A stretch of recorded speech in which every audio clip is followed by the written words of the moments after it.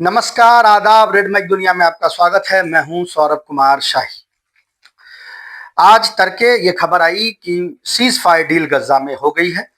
जो first round है, ये जो 20 पॉइंट प्लान जो प्रेजेंट किया गया ट्रंप का, जिसको उन्होंने गजा पीस प्लान कहा, सो कॉल्ड, उसके पहले मरहले, उसके फर्स्ट स्टेज पे आज जो है वो पिछले 3 दिनों से बातचीत चल रही थी। ये मिस्र के शहर शर्म अल शेख में, शर्म अल शेख जो है वो फेमस है इंटरनेशनल निगोशिएशंस के लिए, और जो इस तरह के इवेंट्स होते हैं बड़े, उसके लिए वो जाना जाता है। वहाँ पे खलील अल हैया के नेतृत्व में हमास की भी टीम वहाँ मौजूद थी, और पैलेस्टीनियन इस्लामिक जिहाद जो ग्रुप है PIJ, उसके भी रिप्रेजेंटेटिव मौजूद थे। और जो लेफ्टिस्ट पैलेस्टीनियन ग्रुप हैं, जैसे popular front for the liberation of Palestine, और इस तरह के और जो फ्रंट फॉर पैलेस्टाइन और भी जो ग्रुप्स हैं, उनके रिप्रेजेंटेटिव भी वहाँ मौजूद थे। उसके बाद ये 4 दिनों से मुज़ाकरात जो है वहाँ पे चल रहे थे। इसराइल की तरफ से रॉन डर्मर जो स्पेशल रिप्रेजेंटेटिव हैं नेतन्याहू के, वो भी वहाँ पे मौजूद थे। अमेरिका की तरफ से स्टीव विटकॉफ जो अगेन स्पेशल रिप्रेजेंटेटिव हैं मिडिल ईस्ट के लिए, वो मौजूद थे। और ट्रंप के दामाद जेरेड कुशनर, उनकी कोई अपनी क्वालिफिकेशन नहीं है, तो इसलिए ट्रंप का दामाद ही कह रहा हूँ, तो वो वहाँ पे मौजूद थे। उन लोगों ने 4 दिन तक डिलीब्रेशंस की, और उसके बाद आज सुबह जो है वो डील की अनाउंसमेंट हुई। ट्रंप ऑलरेडी एड्रेस कर रहे थे मीडिया को, और ये बता रहे थे कि डील जो है वो बिल्कुल करीब है। उसी वक्त जो है secretary of state Marco Rubio ने उनको एक पर्ची थमाई।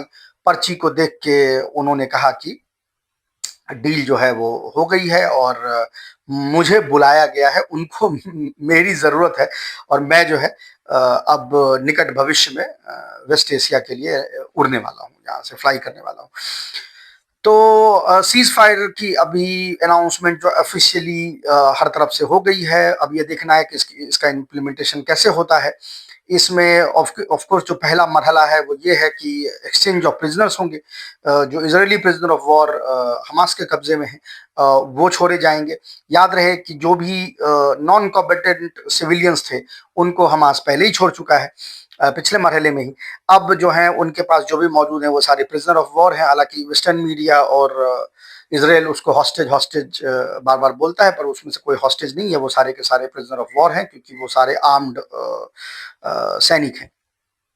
20 के आसपास जिंदा हैं जिनको छोड़ा जाएगा। उनके एवज 1700 वो गाजा से जो गिरफ्तार किए गए लोग, जो पिछले 2 साल में गिरफ्तार किए गए, उनको छोड़ा जाएगा।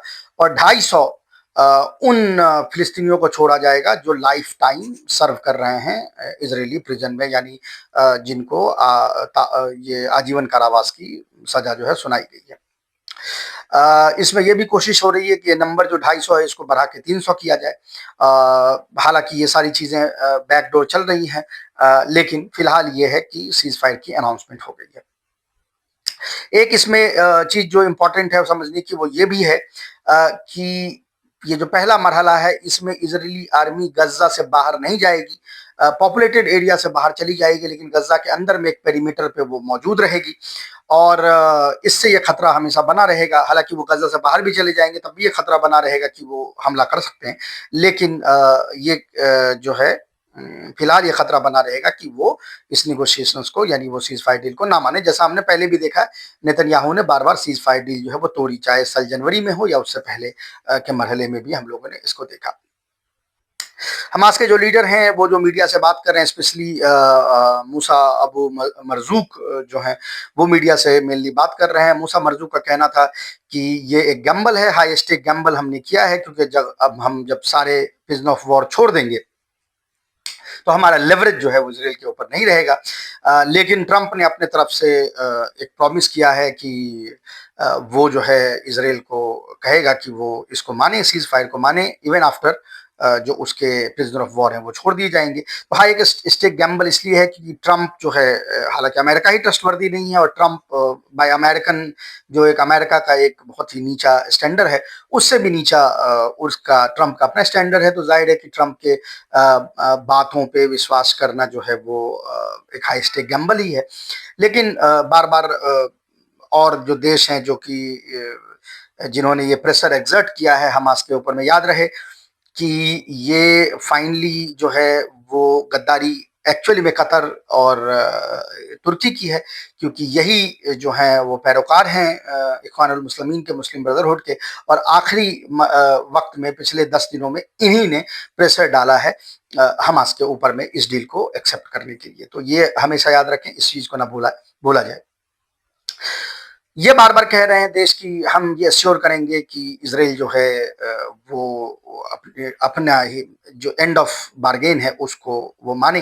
हालांकि ना कतर के पास ना तुर्की के पास ये अस्करी सलाहियत है कि वो इसराइल को प्रेशराइज कर सके, लेकिन जैसा मैंने कहा कि वो ये देश अपने मफादात के लिए पैलेस्टीनियन स्ट्रगल को यूज कर रहे थे। और जहां पे एक्चुअली जिसने अपने मफादात के लिए यूज नहीं किया, सीरिया में, आपको याद होगा एक जमाने में ये हमास के जो लीडर्स हैं वो सीरिया में रहते थे, उनके साथ हमास ने क्या किया वो आपको सबको पता ही है 2012 में, और इसलिए वहां से उनको निकलना पड़ा। और फिर उसके बाद उनको लगा कि कतार और तुर्की हमारे बेनिफैक्टर हैं, और आज हमने देखा कि कतार और तुर्की ने क्या किया। एनीवे, तो ये तो बात की बात है। फिलहाल ये डील जो है वो हो गई है। जो रसद है उसमें यूनाइटेड नेशन ने जो मिनिमल अमाउंट सेट किया था कि मिनिमम 600 ट्रक रसद जो है वो हर दिन जानी चाहिए, उसकी बात वो कह रहे हैं। अगेन इसराइल ने पिछले मरहले में भी ये बात 600 ट्रक जो है वो नहीं जाने दिए थे। आगे वो क्या करता है वो जिस तरह से रिपोर्ट आएगी फिर हम आपके पास लेके आएंगे कि एक्चुअल में ग्राउंड पे वहां पे क्या हो रहा है। जो लिस्ट एक्सचेंज की जो लिस्ट जो भेजी गई है इनके तरफ से, हमास की तरफ से, वो भी इम्पोर्टेंट है, उसको डिस्कस करना। जो 20 जिंदा इजरायली प्रिजनर ऑफ वॉर हैं उनको तो तुरंत सौंपा जाएगा, और कोऑर्डिनेट उस तरह से किया जाएगा कि जब लास्ट उनके प्रिजनर ऑफ वॉर को सौंपा जाए तो लास्ट जो पैलेस्टीनियन उनके जेल में बंद है उनको पैलेस्टाइन जो है वो छोड़ा जाए। इस तरह से निगोशिएट करने की वहां पे कोशिश हो रही है। इनफैक्ट मेरे ख्याल से इस पे एग्रीमेंट जो है हो गया है।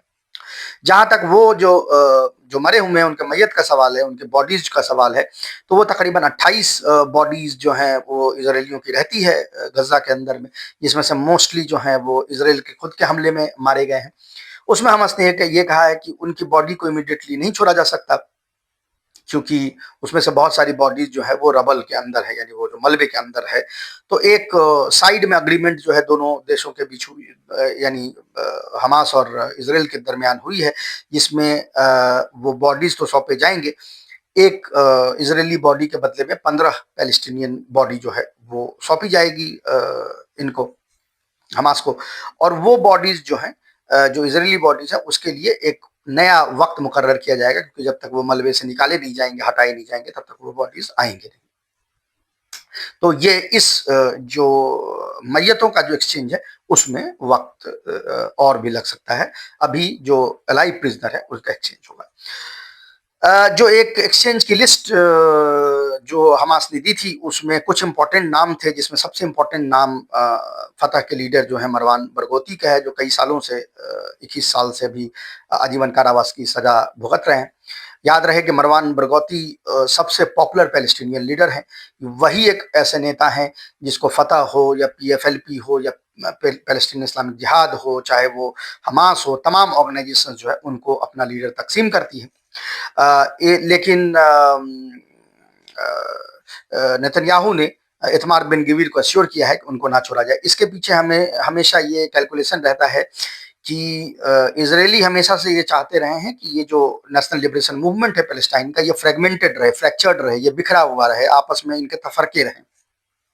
और उसको पता है कि जब तक तफरका रहेगा तो वो एक को यूज करके दूसरे को दबाता रहेगा, जैसे वो फतह को यूज करता रहा है पिछले 92 से दूसरे फैक्शंस को दबाने में। तमाम तरह के सिक्योरिटी कोऑर्डिनेशंस, तमाम तरह के जिस कोलैबोरेशंस जो है फतह जो है वो करता रहा है इसराइल के साथ, और लड़ाई जो है वो PFLP और PIJ और हमास ने लड़ी। है। इसराइल को लगता है कि अगर मरवान बरगौती को छोड़ दिया जाएगा तो इनमें नेशनल यूनिटी हो जाएगी। एक बार जब नेशनल यूनिटी हो जाएगी तो इसराइल के लिए ये जो फ्रेट्रिसाइड है वो करवाना आसान नहीं होगा, इसलिए बड़ा मुश्किल है कि वो मरवान बरगौती को छोड़े। इनफैक्ट पैलेस्टीन एडमिनिस्ट्रेशन हम फतह खुद नहीं चाहेगी कि मरवान बरगौती को छोड़ा जाए, क्योंकि जैसे ही मरवान बरगौती को छोड़ा जाएगा, ये जो तमाम अभी फतह के लीडर हैं जो पैसे खा रहे हैं और जो इसराइल के साथ सिक्योरिटी कोऑर्डिनेशन करके अपनी जिंदगी मजे में जी रहे हैं, उनको जो है वो अपने अपने पोस्ट छोड़ने पड़ेंगे। ये हाईली अनपॉपुलर हैं, ये इसलिए हैं क्योंकि अभी तक ये इन्होंने कई सालों से चुनाव नहीं करवाया है। अगर ये चुनाव करवाते तो महमूद अब्बास और इस तरह के लोग जो हैं इनको 15-20% वोट भी नहीं आते, अभी उनकी पॉपुलैरिटी इतनी कम है। कुछ और जो नाम हमास ने दिए हैं इंपॉर्टेंट नाम, उसमें अहमद सदात हैं जो सेक्रेटरी जनरल थे पीएफएलपी के, उनका नाम भी दिया है, और अब्दुल्ला बरगौती का नाम दिया है जो कासम ब्रिगेड के हेड हैं। इसके अलावा एक और कुछ और जो है नाम दिए गए हैं, लेकिन अभी ऐसा कयास लगाया जा रहा है कि इसराइल इनको नहीं छोड़ेगा। जैसा मैंने बताया कि उसके पीछे कारण क्या है कि वो नहीं चाहता है कि ये जो नेशनल लिबरेशन मूवमेंट हो वो जो है यूनाइटेड हो। अहम सवाल ये है कि ये आज डील है वो क्यों की गई है, क्योंकि इसी वीकेंड में आज बृहस्पति है और जाहिर है कि अब वीकेंड जो है कल से शुरू होगा। वीकेंड में नोबेल कमेटी जो है वो बैठेगी, वो डिसीजन लेगी कि इस बार का नोबेल पीस प्राइज जो है वो किसको दिया जाए। याद रहे नोबेल प्राइज जो है वो दो अलग अलग कंट्री नॉर्वे और स्वीडन जो है मिलके करते हैं। बाकी अवार्ड पहले अनाउंस किया जाता है, नोबेल पीस प्राइज के लिए एक अलग कमेटी बैठती है जो उसको अनाउंस करती है। वो कमेटी वीकेंड में बैठने वाली है और एहसास कमतरी से भरा हुआ इंसान डोनाल्ड ट्रंप चाहता है कि उसको किसी तरह इस बात के लिए नोबेल प्राइज मिल जाए। इसलिए उन्होंने आज का डेडलाइन दिया था कि अगर वो आज ये डील जो है फाइनल नहीं होता तो कल वो कमेटी बैठ जाती और किसी और को नोबेल प्राइज देने की बात जो है वो होती।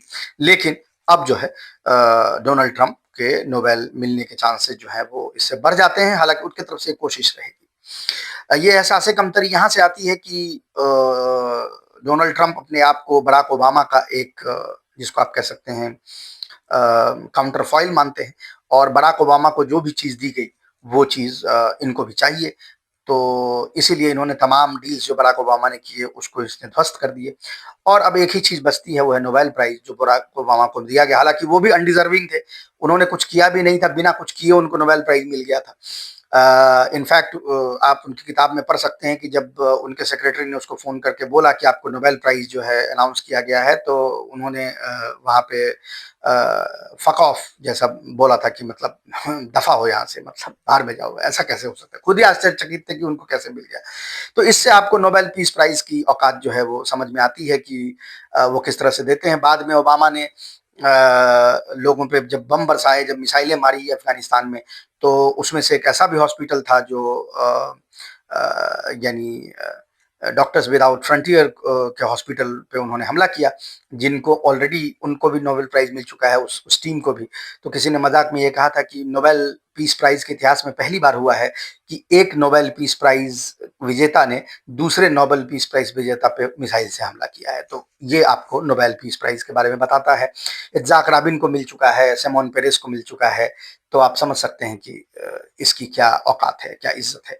तो अब जाहिर है कि ऐसे इलस्ट्रस नामों में अब डोनाल्ड ट्रंप का नाम भी शामिल होगा, और हम और आप इस पे कुछ नहीं कर सकते, बस हंस सकते हैं। तो यही अपडेट है फिलहाल।